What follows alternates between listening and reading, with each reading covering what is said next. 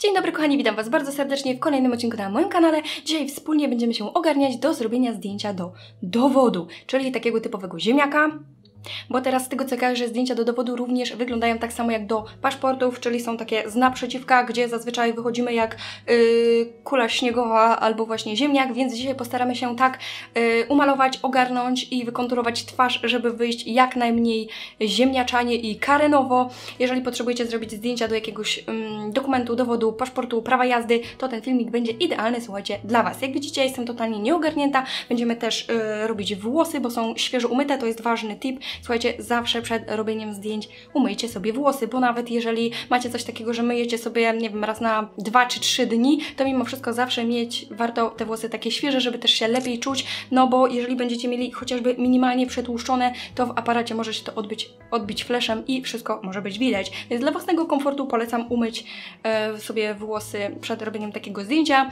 Drugą rzeczą jest przygotowanie twarzy. Ja na twarzy mam nałożoną pielęgnację. Oczywiście dzień przed możecie zrobić sobie peeling, żeby tą twarz jak najlepiej oczyścić, wygładzić, nawilżyć i tak dalej. Tylko ważne jest to, żeby nie eksperymentować z kosmetykami i nie nakładać żadnych takich nowości, których nie znacie, żeby nie było potem tak, że nie wiem, wysmarujecie się jakimś kremem, który Was uczuli, a na drugi dzień macie robić sobie zdjęcia i będziecie mieć całą czerwoną twarz, albo Was zapcha, wysypie i nie wiadomo co takiego się zadzieje, więc pielęgnację robimy sprawdzonymi kosmetykami. Oczywiście prawdopodobnie, czy ta twarz będzie mniej czy bardziej wygładzona, czy te skórki suche będą, czy nie będzie. Prawdopodobnie tego nawet nie będzie widać na zdjęciu i w aparacie, no bo większość fotografów i tak to wszystko, słuchajcie, wygładza dodatkowo, więc może tego wcale nie być widać, ale dla własnego komfortu warto to przygotować. No i teraz przechodzimy do malowania twarzy, czyli zaczynamy oczywiście od podkładu. Żadnej bazy nie będę nakładać na twarz, bo tak jak mówię, nie ma tu żadnego znaczenia, że to będzie mniej czy bardziej wygładzone, więc lecę z podkładem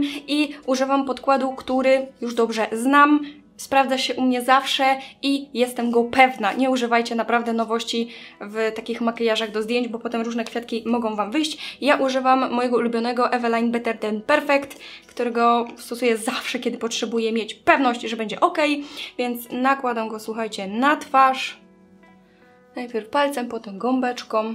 Chyba o wybraniu odpowiedniego odcienia, koloru i stopnia krycia to już nie muszę przypominać, bo wydaje mi się to oczywistością, chyba nawet na co dzień każdy z nas szuka właśnie takiego podkładu, który jest jak najbardziej odpowiedni. Tutaj do fotografii za bardzo się to nie różni, po prostu ten podkład musi być jak najbardziej naturalny, zgrywać się tu z Waszą szyją, żeby nie zrobić sobie jakiegoś takiego dzikiego odcięcia, nie wiadomo czego. Teraz przechodzimy do korektora. Ja używam go dosłownie odrobinkę, bo dużo go nie potrzebuję. Przy korektorze najważniejsze jest to, żeby odcień był jak najbardziej dopasowany do Waszej twarzy i podkładu, ewentualnie delikatnie o ton jaśniejszy, no bo zależy nam na tym, żeby nie wyszły nam na zdjęciach dwa białe placki pod oczami, albo efekt odwróconej pandy, że będziecie mieć super zaciemnione te miejsca, więc to wszystko musi być jak najbardziej naturalne. Jeżeli macie coś do zatuszowania, to tuszujecie. Ja na przykład mam tutaj takiego nieprzyjaciela, natomiast on jest, słuchajcie, z boku, więc na zdjęciu, jak zrobię tak, i tak go nie będzie widać, więc nim się jakoś za specjalnie nie przejmuję, przykryję tylko tego tutaj i teraz to wszystko ładnie wklepujemy. Teraz przechodzę sobie do makijażu brwi. Zawsze to robię jakoś w takiej kolejności. Jeżeli Wy robicie brwi najpierw, to nie ma żadnego problemu. Po prostu róbcie po kolei tak, jak Wam wygodnie. Ja używam do tego paletki cieni od Vibo. Jeżeli chodzi o brwi, to znowu nie ma żadnego znaczenia, czy one będą utrwalone na żel, czy nie będą, bo tego i tak nie będzie widać na zdjęciu.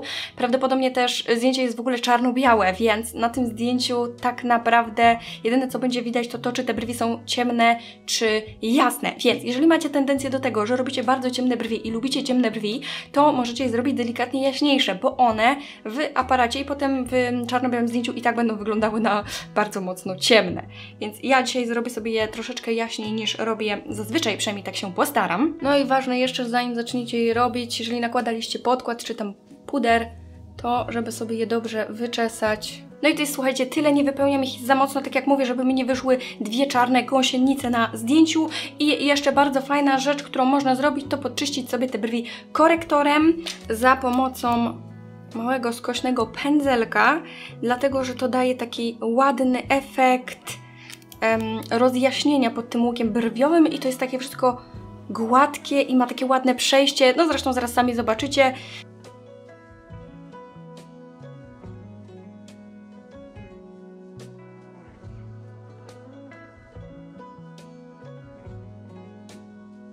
I tadam, wydaje mi się, że od razu jest lepiej, dużo fajniej te brwi wyglądają. I teraz słuchajcie, przechodzimy sobie do makijażu oka. I jeżeli chodzi o makijaż oka, to słuchajcie, tutaj z kolorami nie szalejemy, bo po pierwsze i tak tych kolorów nie będzie widać, a po drugie pamiętajcie, że jeżeli kolory są ciemne i takie bardzo kontrastowe, to w takim flashu łatwo sobie narobić jakichś takich plam, których normalnie w lusterku możecie nie widzieć, a potem na zdjęciu, zwłaszcza jak ono będzie czarno-białe, to wyjdą Wam takie nierówności w tym makijażu. Więc raczej tutaj stawiamy na takie neutralne kolory, beże i ja do tego makijażu użyję mojej ulubionej paletki od Eveline. Te cienie mi się zawsze fajnie sprawdzają i zrobimy taki typowy makijaż oka w brązach. Zaczynam od nałożenia tego średniego cienia na całą powiekę ruchomą. Wyciągam ten cień troszeczkę wyżej, dlatego że ja mam opadającą powiekę na środku i jak będę robić zdjęcie, to zazwyczaj każą głowę delikatnie właśnie tak trzymać w dół, to wtedy ta powieka całkiem mi zginie, jeżeli tego cienia nie wyciągnę troszeczkę wyżej, dlatego ja wyciągam go troszeczkę bardziej. Od razu przy okazji tym samym pędzlem mogę sobie to ładnie wyblendować, ponieważ on jest bardzo puszysty i właśnie te cienie fajnie mi tutaj tak zaczynają przechodzić w chmurkę. Oczywiście nie ogarnęłam sobie pędzli, bo zapomniałam wczoraj, chociaż miałam wszystkie myć, więc szybko sobie tutaj tylko czyścikiem nadmiar poprzedniego cienia zrzucę z tego pędzla i będę dokładać ten ciemniejszy cień w załamanie, żeby nadać oku takiej głębi. O tu. Najlepiej byłoby, gdyby ten pędzelek był jeszcze troszeczkę mniejszy, ale nie mam niestety takiego małego. I tutaj też delikatnie w kącik. Poprawiam sobie tutaj jeszcze raz przejście między tymi dwoma cieniami. No i najjaśniejszy beżowy cień leci sobie w kącik. Tym samym cieniem, tym samym pędzelkiem tutaj pod spodem sobie jeszcze wyciągam ten cień na dolnej powiece.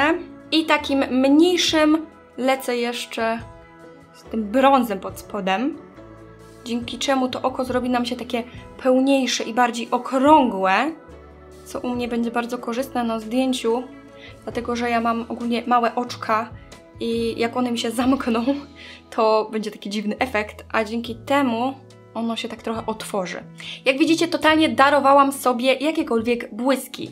I mimo, że ja nawet na co dzień uwielbiam błyski, to teraz na oko ich nie nakładam, ponieważ tego i tak totalnie nie będzie widać. Żadnego błysku na Waszym oku nie będzie widać. Więc szkoda trochę czasu i zachodu. Przejdziemy sobie do zrobienia kresek. I teraz uwaga, z kreskami jest tak, że ja nie rysuję sobie pełnych kresek, nie rysuję sobie tych wszystkich jaskółek i wydziwnień, dlatego, że po pierwsze na zdjęciu, jeżeli macie niesymetryczną twarz, a większość z nas ma niesymetryczne twarze, to wszystkie te nierówności będzie widać. Ponadto mało kto potrafi tą kreskę narysować bardzo precyzyjnie i idealnie tak samo na jednym i drugim oku, więc to również będzie widać. Już nie mówiąc o tym, że pewnie większość z Was przed zrobieniem sobie zdjęcia pójściem do fotografa się delikatnie stresuje, więc ręce będą Wam się trzęsły jak galareta i tej kreski po prostu ładnie nie narysujecie, więc to co ja robię, to obrysowuję sobie tylko kreskę wzdłuż linii rzęs, tak żeby ją pogrubić i jeszcze bardziej to oko otworzyć. Widzicie, to nawet nie jest jakaś szczególnie wielka krecha, tylko taka po prostu bardzo delikatna, malutka, naturalna, a jaką robi robotę. Za chwilę sobie wytuszujemy rzęsy, to już w ogóle będzie sztos. I widzicie, przy tak małej kresce oko jest już ładnie otwarte, a nawet jeżeli wyjdą Wam jakieś takie drobne nierówności, to po wytuszowaniu rzęs i tak tego nie będzie widać. Chodzi tylko o właśnie przyciemnienie tej linii rzęs. No i teraz lecimy z tuszem do rzęs. Z tuszem do rzęs to już w ogóle uważajcie, jeżeli macie swój stary wysłużony tusz, to go po prostu użyjcie, bo jeżeli użyjecie jakiegoś nowego tuszu i nagle zaczną Wam zawić oczy, no to raczej nie będzie dobrze, więc nie eksperymentujcie z tuszem. I gotowe. Druga rzecz, słuchajcie, nie doklejajcie sztucznych rzęs do robienia zdjęć do dokumentów. Dlaczego? Po pierwsze dlatego, że jeżeli dowalicie sobie rzęsy, to prawdopodobnie całe Wasze oko zniknie i się zamknie i będziecie mieli tylko dwie wielkie gąsienice. Po drugie, może się zdarzyć tak, że możecie nie mieć wprawy, albo po prostu najzwyczajniej w świecie nagle wasza jedna rzęsa się odklei i to wszystko będzie widać na zdjęciu, albo przykleicie je krzywo i to również będzie widać na zdjęciu, więc lepiej, słuchajcie, nie ryzykować i robić to jak najbardziej naturalnie. Mamy tym makijażem tylko podkreślić swoją urodę i nadać tej twarzy trochę głębiej. Za chwilę będziemy to robić za pomocą konturowania, a nie zmieniać ją całkowicie, bo chyba też nie chcielibyście mieć sytuacji, że będziecie gdzieś lecieć na wakacje i ktoś was nie rozpozna na waszym zdjęciu paszportowym i nie będziecie mogli wylecieć, więc no raczej unikajmy takich sytuacji i robimy to jak najbardziej naturalnie. Dodatkowo ja dokładam sobie jeszcze białą kredkę na wodną linię oka. I uwaga, jeżeli w tak ważnej sytuacji zdarzy wam się umazać tuszem przy malowaniu rzęs, bo będą wam się ręce trzęsły, to na moim Instagramie znajdziecie rolkę z tym, jak sobie poradzić z takim tuszem, żeby go zetrzeć bez rujnowania sobie makijażu. Oczywiście podlinkuję wam to też w opisie, żebyście mogli łatwiej znaleźć, więc zapraszam. No i na koniec makijażu oka użyję sobie jeszcze białej kredki na linię wodną, żeby to oko dodatkowo powiększyć i otworzyć. Sami zresztą zobaczcie, jaka jest różnica w oku z białą kredką, a w tym totalnie bez niej. I teraz przechodzimy do najważniejszego, kluczowego etapu, który będzie miał największe znaczenie, jeżeli chodzi o to, jak będziecie wyglądać na tym zdjęciu, czyli do konturowania twarzy. Ja w ogóle jakoś dzisiaj robię ten makijaż nie po kolei, bo zazwyczaj bym wykonturowała twarz, a potem robiłabym oczy na końcu, albo najpierw zrobiłabym oczy, a potem robiłam makijaż twarzy, ale być może wynika to z tego, że się trochę też denerwuję, więc róbcie to w dowolnej kolejności, tak jak wam to po prostu pasuje. Raczej sugerujcie się po prostu to moimi tipami i wskazówkami. Nie jest to tutorial makijażowy, jak zrobić ten konkretny makijaż, tylko ogólnie korzystajcie z rad i trików, które podaję wam w trakcie. No i teraz przechodzimy do konturowania twarzy. Jeżeli chodzi o konturowanie twarzy, to będziemy używać bronzera w takich jak najbardziej naturalnych kolorach. Nie zależy nam tutaj na ociepleniu twarzy, tylko na rzuceniu cienia na odpowiednie partie, tak aby ta twarz nie była właśnie okrągła i nie wyglądała jak ziemniak, tak jak w tej chwili. Nie chcemy jej ocieplać, nakładać jakiegoś pomarańczowego bronzera, żeby nie wyszły nam na zdjęciach jakieś pomarańczowe, dziwne placki, więc użyję sobie takiego neutralnego bronzera od Belle i będziemy nakładać go najpierw na kości policzkowe. Pamiętajcie, że jeżeli chodzi o konturowanie i ogólnie makijaż do zdjęć i nawet do właśnie nagrań takich filmików, to musicie go robić dużo bardziej wyraźny niż widzicie normalnie, naturalnie w lustrze, ponieważ kamera i światło strasznie ten makijaż zjada, więc jeżeli zrobicie sobie za słabe konturowanie, które w waszym mniemaniu w oku, w lustrze będzie wyglądał ok, ale pójdziecie zrobić sobie zdjęcie, to to konturowanie może po prostu totalnie zniknąć i nie będzie widać nic, więc robimy to delikatnie, mocniej niż zrobilibyśmy normalnie.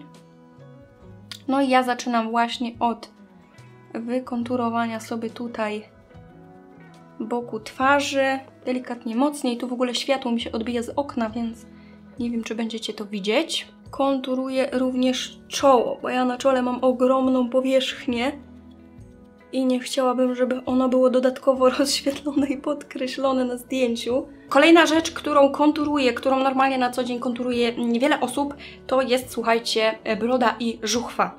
O ile na co dzień nie musicie tego robić, to do zdjęcia polecam, dlatego że jeżeli tego nie zrobicie, to będziecie mieli po prostu dwa podbródki, a tak to fajnie wam tutaj się wytworzy taki cień, który będzie sprawiał, że będziecie mieli taki lifting twarzy. Zrobię to na jedną stronę tylko i pokażę wam, o co chodzi. I nawet możecie delikatnie tutaj wyjechać wyżej. I potem sobie to oczywiście ładnie rozblendować, żeby nie zrobić sobie też takiego odcięcia. I teraz jak wam fotograf każe dać głowę niżej, to zobaczcie, jak ładnie wam się tutaj to odetnie od szyi i da taki cień. A tutaj robi nam się taki ziemniaczek, wszystko się zlewa. I wiecie, w normalnych warunkach wcale mogłoby to nie wyglądać korzystnie, bo podnieślibyście głowę i tu wam się mogło wszystko odciniać, że tutaj jest ciemniejsze, jak z lat 2000 makijaż, ale jeżeli chodzi o zdjęcie, to na zdjęciu naprawdę odda to efekt, zrobi wam taki fajny, naturalny cień i jakby sprawi, że wasza twarz, tak jak mówię, nie będzie ziemniakiem, bo jakby odetnie się od szyi i będzie bardziej wyeksponowana, nie będzie się tak wszystko zlewało i nie będzie takie totalnie płaskie, więc to jest naprawdę ważne. No i teraz jeszcze raz sobie dokładam w miejscach, w których potrzebuję jakby, żeby było jeszcze ciemniej. W ogóle powiem wam, że sama jestem ciekawa, jak to wszystko wyjdzie, dlatego że do poprzedniego mojego zdjęcia to ja właściwie zrobiłam sobie makijaż tak na pałę i tam jeszcze było to zdjęcie takie z boku, więc ja wyszłam ładnie. Moja babcia się zawsze śmiała, że wyglądam na nim jak brukselka i coś w tym było. Moja buzia i tak była taka okrągła, miałam malutkie oczka, bo właściwie pomalowałam je tylko chyba rzęsy, nie pamiętam, i tak śmiesznie wyglądałam. A jeżeli chodzi znowuż o mój makijaż do prawa jazdy, to wyglądałam mega śmiesznie, bo moja buzia była tak rozświetlona. Ja nie pamiętam, co zrobiłam wtedy, ale wyglądało to tak dziwnie i komicznie, że nie chciałam tak wyglądać. I ostatnie, co będę konturować, to słuchajcie, nos. I to będzie dla mnie troszeczkę trudne, bo ja zazwyczaj tego nie robię, bo jakoś nie mam wprawy i troszeczkę, no nie umiem, no nie robię to nie umiem, wiadomo, nie? Jakbym robiła, to bym się pewnie naumiała i nauczyła. Natomiast jeżeli go nie wykonturuję, to mój nos jest generalnie dosyć szeroki i będzie po prostu taki wielgachny i do tego jeszcze będzie takim jasnym punktem na samym środku zdjęcia i nie będzie raczej wyglądał korzystnie z takiej perspektywy, więc musimy go wykonturować i będę to robić na bazie tego, co naumiałam się w internecie przed chwilą, więc będziemy nakładać bronzer i bronzer będziemy nakładać tak, że będziemy robić tutaj dwie takie linie, jak najwęższe, żeby ten nos wyszczuplić. Nie nakładamy bronzera tu, bo jeszcze bardziej go poszerzymy, tylko właśnie robimy przy tutaj kościach, za chwilę Wam zresztą pokażę, jak najbliżej. Oczywiście trzeba uważać na tą kosteczkę, bo ta kosteczka tutaj może sprawić, że Wam się to wszystko rozjedzie i zrobicie sobie taką bulwę. Na razie nie będę przesadzać, bo trochę nie jestem pewna tego, co robię. I w moim przypadku, ponieważ ten nos mam taki dosyć szeroki, nie wiem, czy nie powinnam tutaj też tych płatków sobie przyciemnić.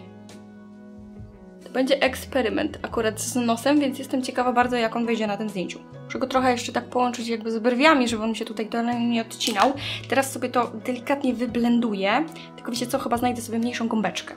Powiem Wam, że na żywo wygląda to strasznie ciemno, ale w aparacie widzę, że jest git. Przynajmniej mam taką nadzieję, że jest git. Trochę zrobiłam to krzywo i nierówno, więc teraz na środek nałożę sobie korektor, żeby zrobić właśnie taką prostą linię i żeby to wszystko wyczyścić, co krzywo zrobiłam. Oczywiście ręka mi się tak trzęsie, że nie wiem, czy to pomoże, czy bardziej zaszkodzi.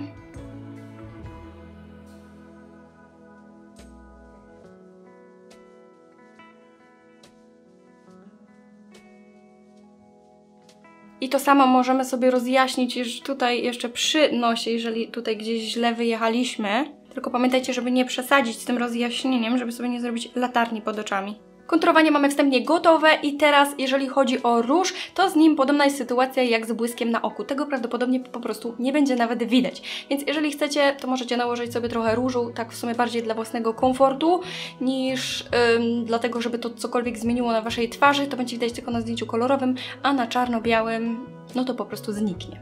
Ja sobie go tak delikatnie tylko tutaj nałożę, zaznaczę. No i dokładnie to samo mamy, słuchajcie, z rozświetlaczem. Tego w ogóle nie będzie widać. Więc jak chcecie nałożyć, nałóżcie, ale tak naprawdę nie będzie to miało żadnego znaczenia. I tak wszystko zniknie, wszystkie błyski Wam znikną.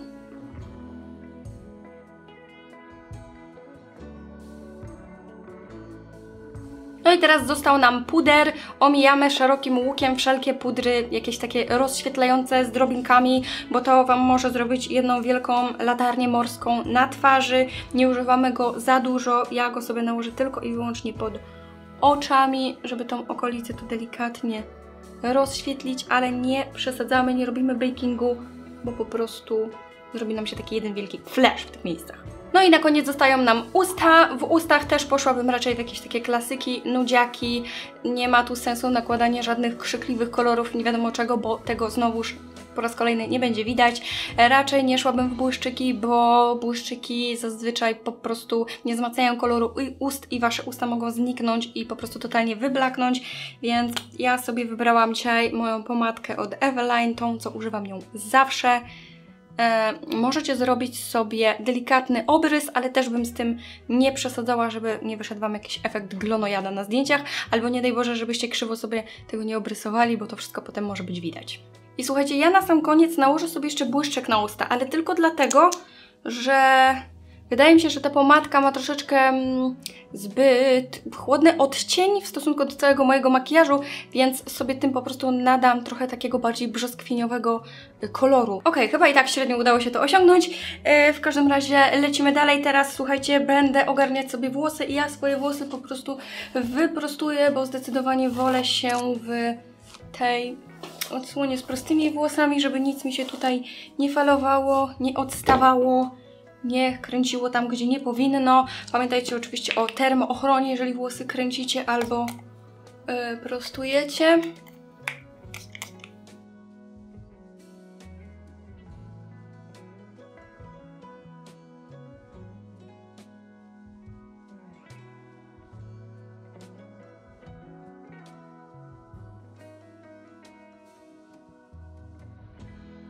Taka jest różnica, więc zdecydowanie wolę taką wersję. No i już mamy włosy wyprostowane i teraz przede mną tylko podjęcie decyzji, czy robić sobie zdjęcie w ten sposób, chociaż nie wiem, czy teraz jest obowiązek odkrywania uszu, czy nie. Jeżeli tak, to prawdopodobnie będę wyglądać tak i ewentualnie będę mogła mieć włosy tutaj z przodu, ewentualnie tu z tyłu. I szczerze powiedziawszy, nie wiem, co wyjdzie bardziej korzystnie. Najwyżej zapytam pana fotografa, czy panią fotograf może mi zrobić takie i takie i zobaczymy. I ostatnia, słuchajcie, jeszcze kwestia, to jest kwestia ubioru, bo mimo wszystko na zdjęciu będzie widać górną część, więc najlepiej czerń albo biel. Jeżeli założycie coś białego, to będzie fajnie dodatkowo tak od spodu rozświetlać waszą twarz, zadziała troszeczkę jak blenda. I za chwilę wam pokażę różnicę, jak wygląda to w czerni, a tak w bieli. Ewentualnie mogą być jakieś beże, ale nie mam nic takiego beżowego, w czym czułabym się komfortowo, a najważniejsze, żeby czuć się komfortowo, bo potem jak będziecie się czuć niekomfortowo albo nie będziecie się sobie podobać, to będziecie mieć minę jak zgret na zdjęciu, więc warto też do fotografa zabrać dobry humor i pomadkę, tą co macie na ustach, bo może być tak, że wam się po prostu zetrze, więc tak to zazwyczaj mają lustra i można sobie coś tam jeszcze poprawić. Jednak postawiłam na czerń, bo mimo wszystko jakoś tak czuję się w niej bardziej komfortowo. Mam nadzieję, że moje zmagania makijażowe coś tutaj dały. Jeżeli tak, wstawiam wam tutaj rezultat, jak to wyszło. Mam nadzieję, że jest ok, bo sobie nie wiem, jak wyszło. Dajcie znać w komentarzu, co myślicie, czy któryś z tych rad, tipów wam się przydało. A ja wam dziękuję już bardzo serdecznie za oglądanie tego odcinka i do usłyszenia w kolejnym fascynującym odcinku na moim kanale. Bye!